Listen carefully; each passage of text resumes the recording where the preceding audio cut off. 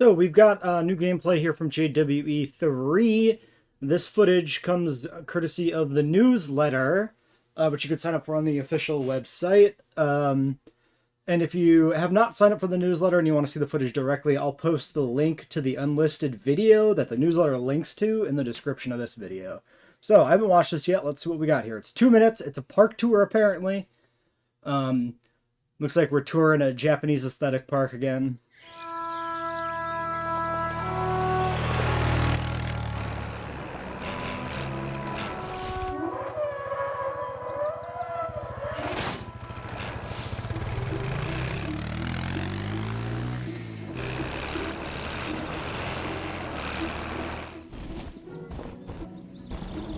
Yeah, I mean, this is just building material, cool stuff, like, not exactly a tour. Nice to see, though.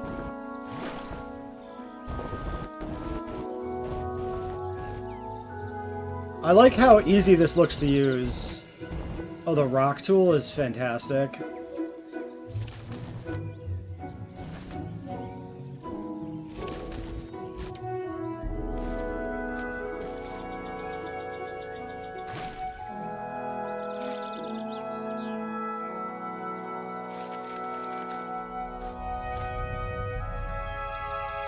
They make this look very easy, which is fantastic.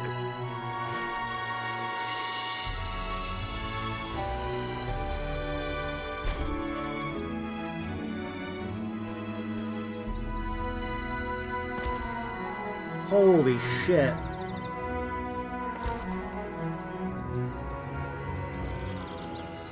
This looks incredible.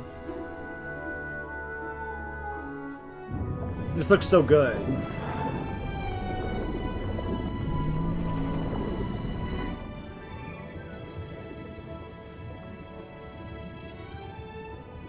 Nice rock arch, very cool. Another like lagoon decoration type object. Fun that they can swim through it. It's really nice that that's a thing. Yeah, so Park Tour really oversold that. they really oversold this as a park tour. But yeah, this is just like a building tools video. Very cool. Look at that. A building's a facade. Like, so this is something people have speculated on, right? Facades to hide the park infrastructure buildings. Seems like this is probably a new mechanic where there'll be some sort of penalty to like visitor happiness or something if your your power buildings and like your facility buildings aren't hidden from the public, which is a thing that's been in other park builder games. Seems entirely reasonable that as a thing to add here. So it looks like this whole building front here is probably a facade ringing in this like facility area.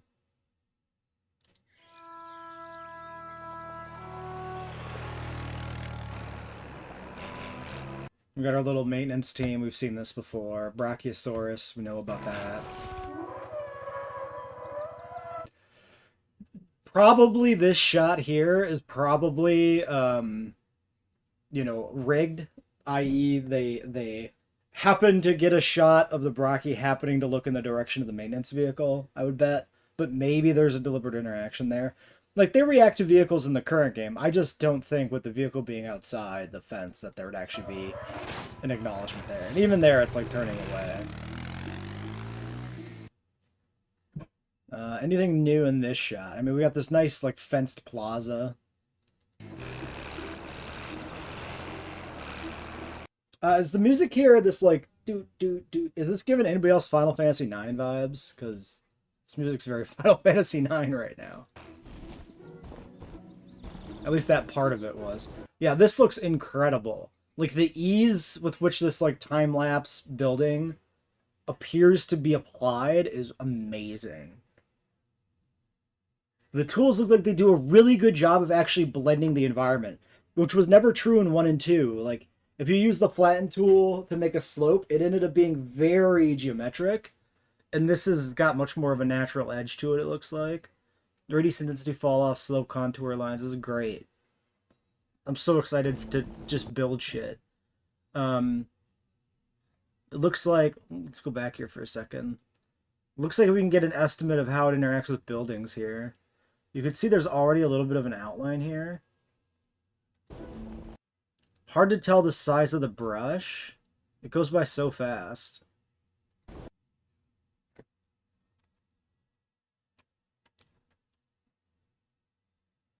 Yeah, hard to tell how close the brush gets to the buildings. Maybe this cliff could be even steeper. Because the brush is kind of going like here. Oh, you could see a slight radius. So yeah, it kind of just grazes the corner of that building. Doesn't give us a good idea of how much you can push the terrain into the buildings, which would be nice to know. We can see that the deformation accommodates the path.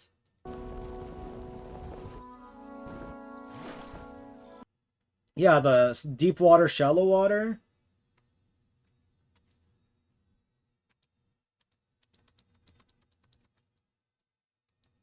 Let's look at this a little slower.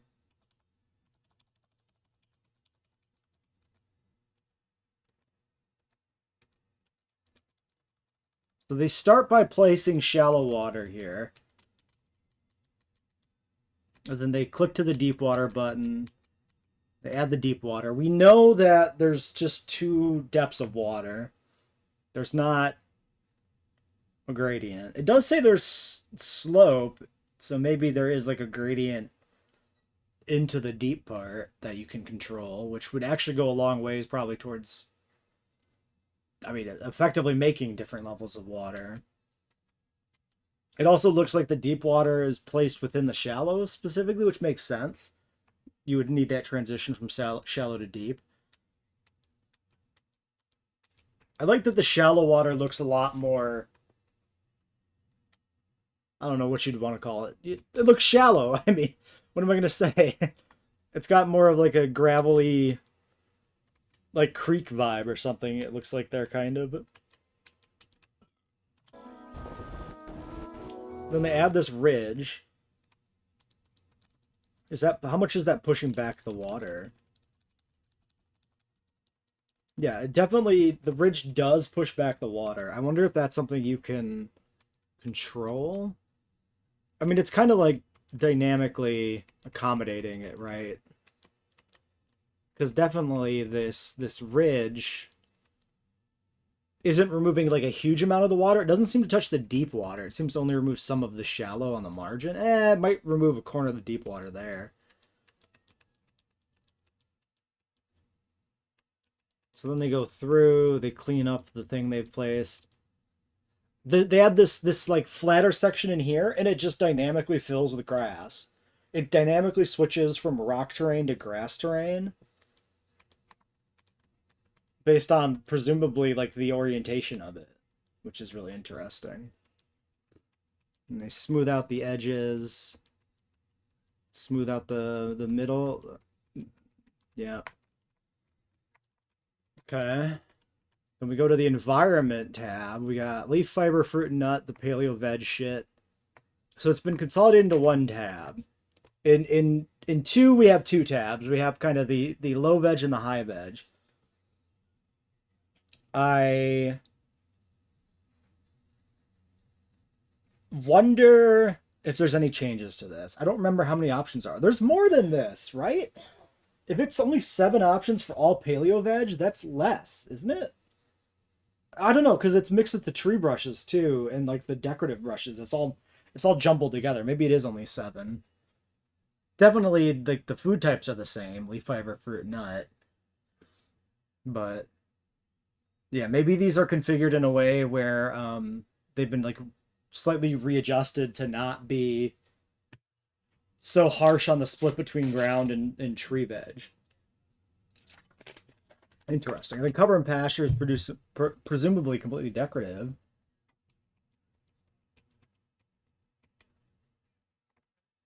Okay, we do get some pop-ups. Okay, we don't see anything until they stop at this one. Boulder wastes. Barren. So this is what they click on that generates all the boulders? Yeah. So this is a rock brush. Not like a rock texture brush, but a rock object brush, which is great. So they're using this barren rock brush to dynamically generate these varied boulders on the edge of this hillside, which is pretty cool.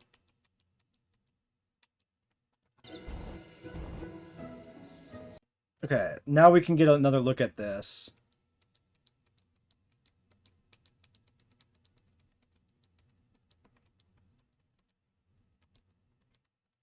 Calamites, tall fiber 3, ground fiber 2. So that's like the same as 2. And then it goes to leafy climbers, 3 ground leaf. These aren't unchanged. These are the same. Yeah, 3 ground, 3 tall on Tempeschia. Is it like that in 2? I should be using Tempeschia more, if that's true. Anyway, a little late to discover this, huh? So yeah, they're painting some different paleo-veg in here. They're just kind of painting over it. I mean, it does mix a little bit, because that's kind of how it just works in the game, but, like, it's not... doesn't look like it really functions all that differently than it does currently. Ginkgo, tall leaf, tall fruit? Was ginkgo tall fruit in... I don't think ginkgo was tall fruit in 2. I think ginkgo's changed, because ginkgo's worthless in 2. You never paint ginkgo. There's, like, no reason to do it. So this is obviously cycads, and then this would be like nut, and then this is fibrous ground cover.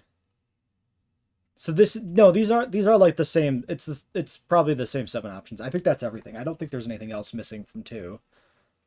So maybe ginkgo's been reworked and the other 6 are identical, but that does seem to be every paleo brush. Woodland brush there under cover. So now they're going through here. This is okay, you're going very fast, friend. Is there anything of particular interest here? We can get a sense of the cost, but that's like going to be mode dependent. There's not really much to draw from that. Yeah, fibrous plants. That's the woodland. Conifer woodland. So yeah, we've got essentially 5 tree brushes. Like deciduous trees, conifers, fall trees, cherry trees, and like whatever this is supposed to be, a different conifer brush maybe. That's pretty nice. And then probably like open field and like grassland or something. Oh, yep. Okay, brushland, grassland. Okay, so the brushland...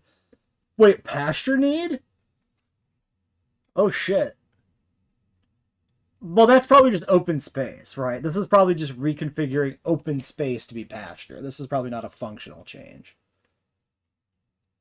So brushland provides pasture. But it's, yeah, aesthetically the same as grassland. So this is going to be like scattered plants, a few trees thrown in, but still counts as open or something, probably.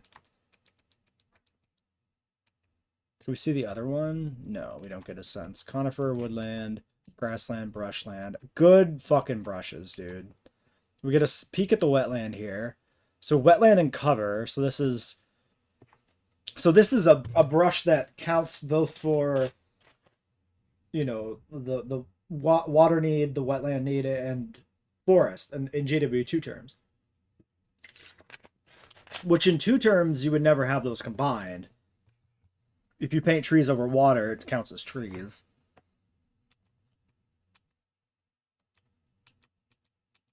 So interesting.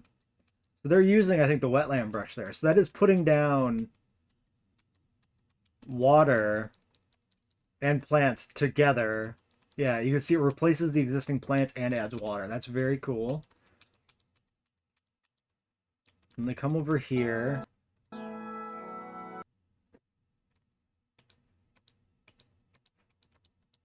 Seed plants, groundnut, tall nut, yep.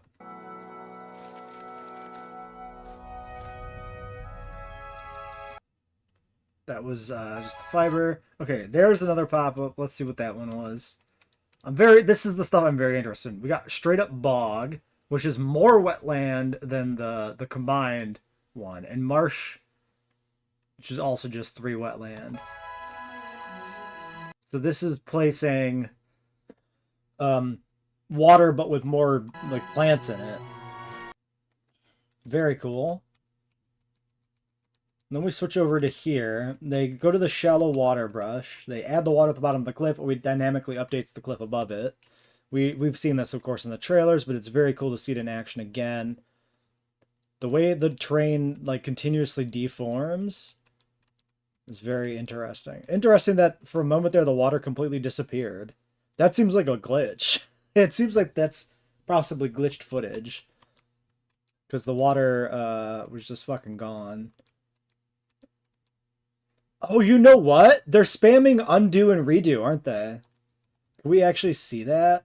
Yeah, look at the little arrows at the bottom of the screen light up. Maybe this is just deliberate to show like undo redo tools and like how the environment changes. Maybe this isn't glitchy at all. This is just them mucking about. Because yeah, at this point it's completely like undone, and then they place the water here.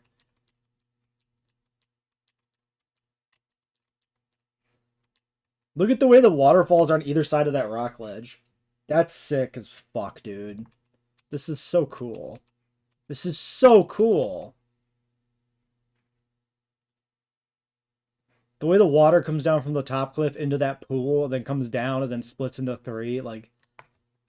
Jesus. Even if you have to undo and redo to try to get it to, like, spawn in the right way, that's still incredible. They undid and redid, like, 4 times there. That's not that bad. Yeah, look at that. That's so good. Let's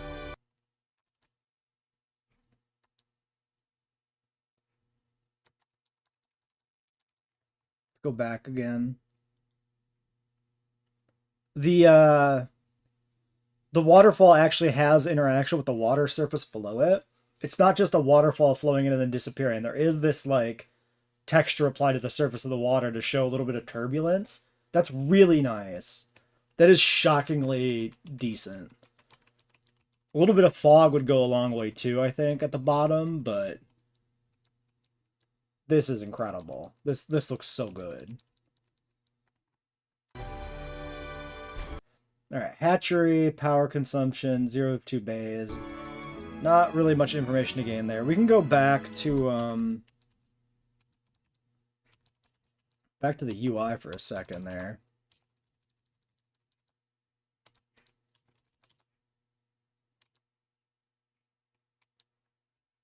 Maybe it's easier for me to scroll through.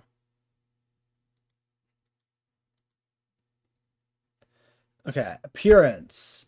Custom build. So you can custom build the hatchery. Community creations tab there. So 2 default ones for presumably for this particular building set. Or maybe one of those is the default of like, this is the thing you use for building onto. Because the hatchery probably has, like, we've seen that, like, the amenity buildings are just, like, bricks that you build around. The hatchery probably has to be a little more, a little more rigid, because it does have to interact with the dinosaur exit animations. So it's like, I would not be surprised if the front part of the hatchery, where the dinosaur comes out, can't even be modified, frankly. Paths. Look at the fucking paths. Facility main, facility wide. Course sand path. So that's the environmental path types that we've had talked about. So it's literally, you can put down a sand path and follow. That is really cool. Rocks. Look at all the fucking default ass rocks. This is like not even coming out of the brush. This is the individually placed rocks. Look how close that is to the hatchery. It's like embedded in the hillside and close to the hatchery side. With no hint of there being like... That's like clipping into the hatchery. That's so good. Look at that. So that could be like a natural barrier. I mean, that's the implication of this footage, right? They're using the rock cliffs as natural barriers to the hatchery. That's so cool. Sorry, I scrolled the screen down there. Nice overview example of the paddock they made. Yeah, because the whole thing is ringed by rock cliffs, except for this fence corner here. And you do need a way for like people to get in, so it makes sense that that's there. The hatchery, though, is just embedded in the cliffside, which is incredible. mind-blowing. It's so good. Looks like Triceratops down there, probably. Probably some juveniles.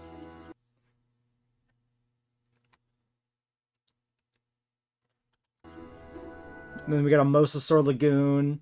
We can see the rocks clipped into the side here. I noticed something. Do you notice something about this lagoon? There's nothing attached to the side. Unless it's right here? Do you think that's the lagoon hatchery behind this tree? Do you think they've hidden it? Or do we think lagoon hatcheries aren't a thing anymore? Which would be kind of nice. Lagoon hatcheries are pretty annoying. Same with aviary hatcheries. They, the capability to have your lagoon off the grid would be really cool. Yeah, I wonder if that is a thing. Frankly, that could also be an attraction type over there. Rock and kelp in the background there. Like, this could be like a hypothetical subtour or something. Interesting. I'm very curious about how lagoons are going to function because they suck. Lagoons are awful in 2. They really need a lot of work.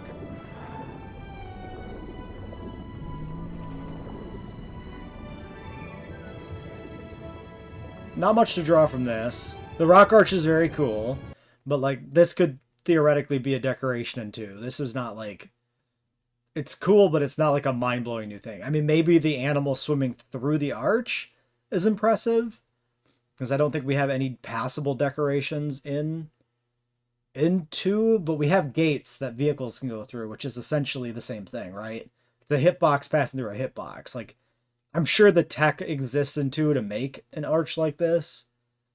They just perhaps haven't done it. And maybe there is something, maybe there is a decoration that is passable like that or can be swam through. Like, I haven't checked. The happy Mosasaur family. Alright, well that was a very interesting video for me especially. I'm very interested in the new terrain tools. That, for me, that is the big draw. So this was a very cool video for me to see. I'm really seeing that in action. Very fun. That's definitely the most, like, singular, in-depth view we've had of it.